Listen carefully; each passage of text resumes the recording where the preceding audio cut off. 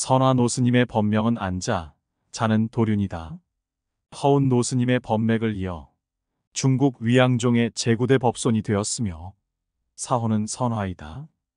노스님은 일생 동안 명예와 이익을 구하지 않고 더욱이 다른 사람과 승부 다투기를 원하지 않았다.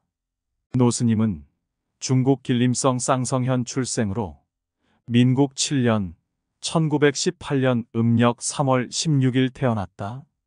부친의 성은 백씨이고 모친은 호씨이다. 부친은 근검하고 성실한 사람으로 농사를 지었으며 모친은 일생 채식하며 염불하였다. 사남 3녀를 낳은 후 밤에 아미타 부처님이 큰 광명을 놓고 천지를 비추는 꿈을 꾸고 아들을 낳았다. 스님은 어릴 때부터 어머니를 따라 채식하며 염불하였다.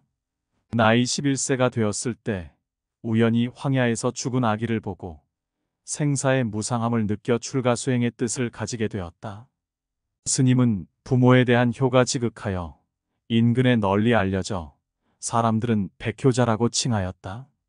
15세 때 스님은 부모를 떠나 사방으로 선지식을 찾다가 마침내 하얼빈시 교회의 사면사 상지 노스님께 귀의하고 삼보의 제자가 되어 선정을 닦았다.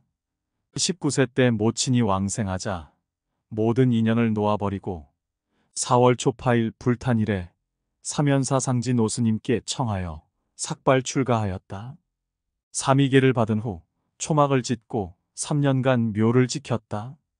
하루 한 끼만 먹고 저녁에는 눕지 않았다. 화엄경에 절하고 정토참법으로 참회하였으며 날로 선정의 공부가 순일해지고 자비의 마음이 깊어졌다.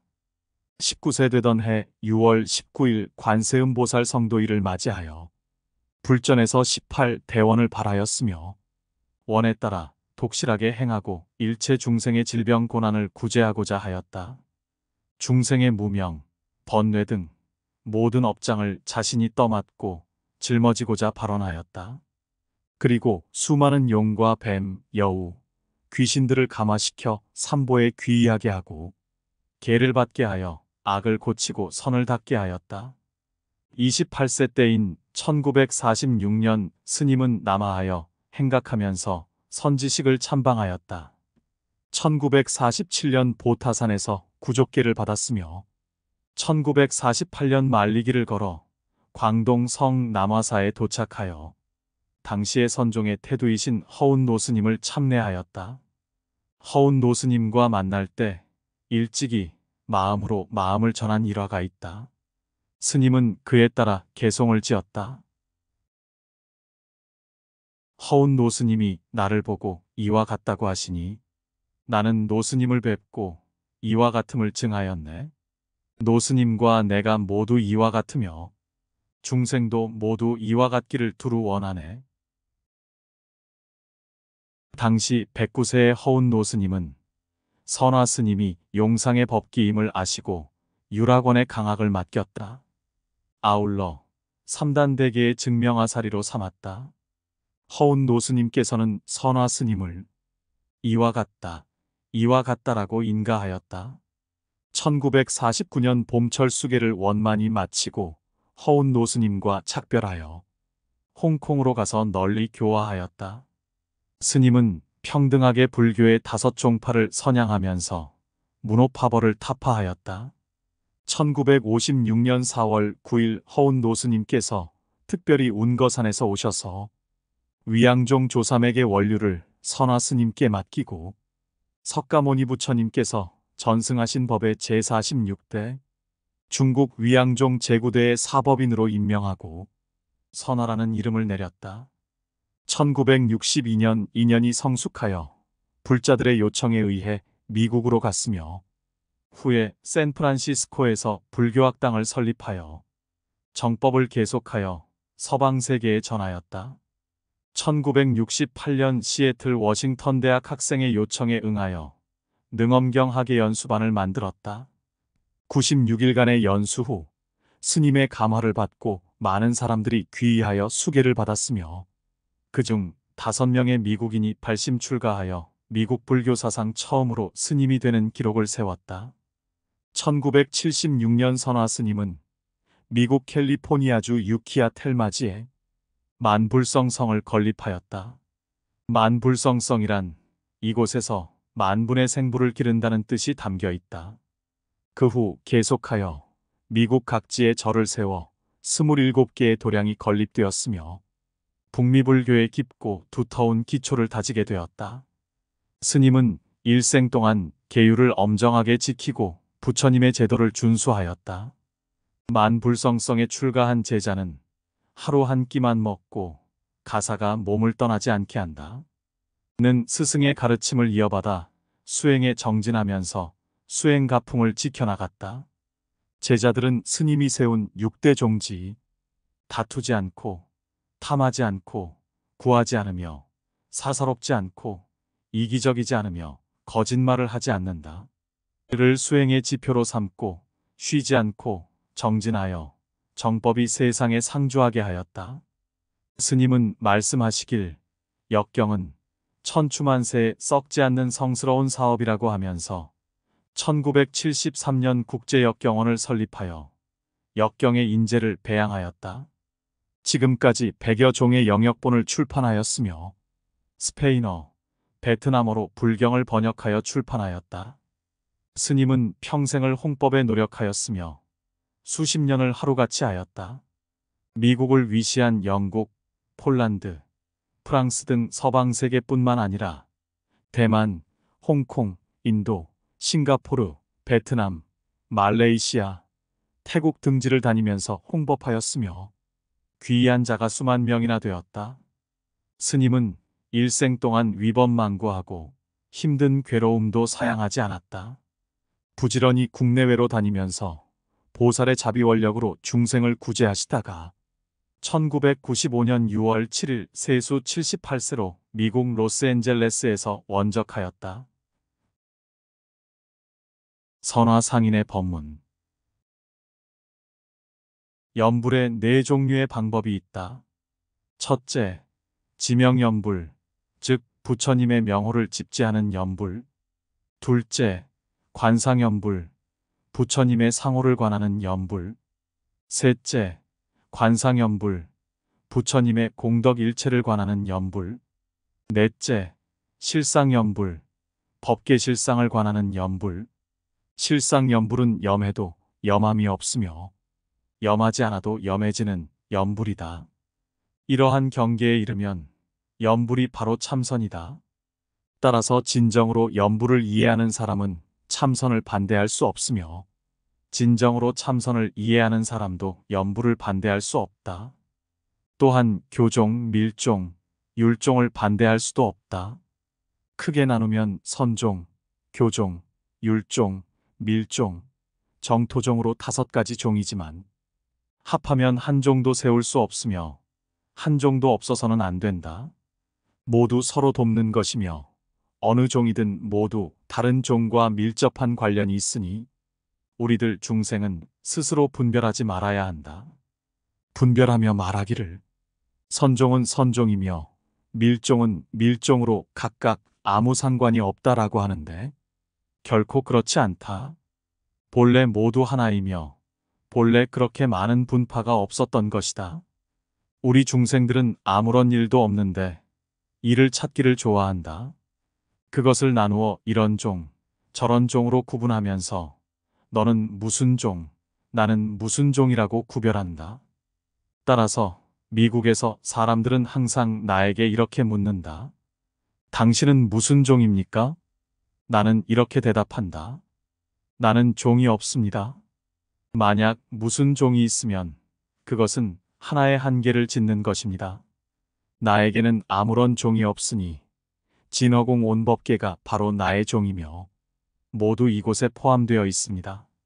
내가 왜 자기 자신을 하나의 작은 범위 안에 넣으며 작은 경계를 세우면서 무슨 종이라고 해야 합니까?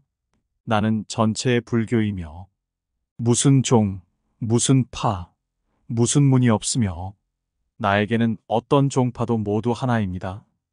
나는 항상 다음과 같이 말합니다. 진정으로 자기의 잘못을 인정하고 다른 사람의 잘못을 논하지 말라. 그가 그르면 내가 그른 것이며 동체를 대비라 이름하네. 선화상인의 일화. 오대산 노스님의 인과 이야기의 묘법. 노스님이 가장 존경하는 스님 중에 한 분이 선화상인이었다고 한다. 노스님은 일찍이 10수년 전 선화상인을 뵙기 위하여 특별히 미국으로 건너가 그분의 덕행과 소박한 음식 및 기거하시는 곳을 직접 보았다.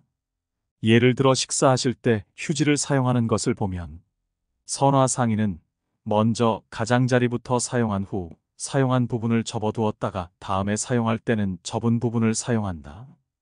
그런 연후에 다시 접어두고 이후 사용할 때도 여전히 이와 같이 사용한다.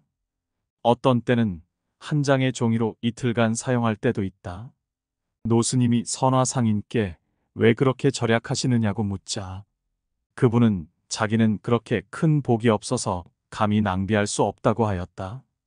또 한 번은 노스님이 병중의 선화상인께서 제자의 권유에 따라 유리잔에 보리죽을 반쯤 마신 후 2차례나 따뜻한 물로 잔을 씻은 후 마시고는 마지막으로 또 물을 조금 부어 잔을 씻고 입을 헹구어 마시는 것을 보았다. 선화상인께 왜 입을 헹군 물을 마시느냐고 묻자 선화상인은 이 속에도 음식이 남아있을 가능성이 있으니 낭비할 수 없으며 자신의 입도 또한 더럽지 않다고 하였다. 노스님은 일찍이 선화상인의 몇몇 제자가 이야기하는 것을 들었다. 여기서 한 가지 일화를 소개하면 다음과 같다. 세 사람의 대만에서 온 젊은 비구스님이 만불성에 와서 방부를 올렸다. 만불성의 큰 식당에서 사용하는 채소는 거의가 슈퍼마켓에서 안 팔려 처리한 이미 변질되기 시작한 채소인데 썩진 않았지만 누렇게 뜬 채소잎과 겉대도 버리지 않고 먹는다고 하였다. 선화상인이 말하기를 만불성의 종지는 사람이 취하려고 하는 것은 주고 사람들이 버리는 것은 가진다. 라고 하셨다. 어느 날 정오 식사 후 대중들이 떠나려고 하자 세 분의 대만 비구스님은 선화상인이 가까이 오시는 것을 보자 급히 합장에 예를 올렸다. 선화상인은 만면에 미소를 머금은 채 눈은 그들이 식사한 식탁 위에 씹었다가 뱉은 음식 부스러기를 보고 물었다. 이 음식 맛이 안 좋더냐? 그 중에 한 분 스님이 대답하였다. 채소의 잎이 조금 딱딱하여 씹을 수가 없었습니다. 상인이 듣고는 만면에 웃음을 띠면서 손으로 집어 자기 입으로 넣어 씹어 삼키고는 웃으면서 말씀하셨다. 먹어보니 괜찮은데? 세 분의 스님과 주위의 제자들은 모두 놀라 눈을 동그랗게 뜨고 상인을 쳐다보았다. 상인은 또 나머지 2접시 가운데 남았던 음식도 드시고는 먹을 수 있는 것은 낭비하면 안 된다. 라고 하셨다. 상인이 식당을 나가실 때 몸 뒤에서는 대중들이 무릎을 꿇었다. 묘법 노스님께서 말씀하셨다. 선화상인은 관세음보살께서 다시 이 세상에 오신 분이다. 중국 역사상 당현장 법사가 천신만고 끝에 인도에서 불경을 가지고 중국으로 왔으며 또 고승감진 대화상이 뜻을 굳건히 세워 마침내 불법을 일본에 전하였다. 그리고 선화상인은 서방세계에 처음으로 불법을 널리 펴신 분이며 불경을 각국의 문자로 번역하여 서방세계의 불법이 빛을 발하게 하셨다. 선화상인이 해설하신 경전과 법문은 통속적이어서 이해하기 쉬울 뿐만 아니라 말씀마다 모두 주옥 같으며 한마디로 전곡을 찔러 사람들로 하여금 법의 즐거움이 충만하게 하였다. 그분은 자상 하나 위엄을 잃지 않고 사대 위의를 한 몸에 모아 사랑과 위엄을 겸하신 분이다. 내가 배운 불교의 이론은 선화상인의 반야어록 중에서 얻은 것이다.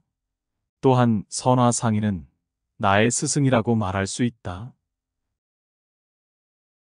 다음 일화도 묘법 노스님이 전하는 이야기다.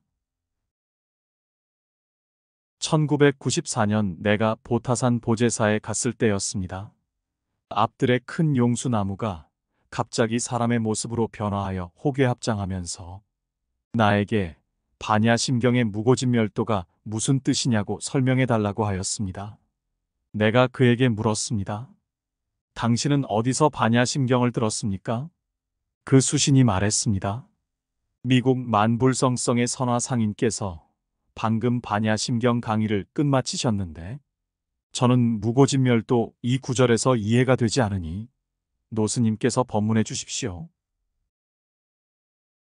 선화 상인은 미국에서 경을 강의하시는데 당신은 보타산에서 어떻게 들을 수 있습니까?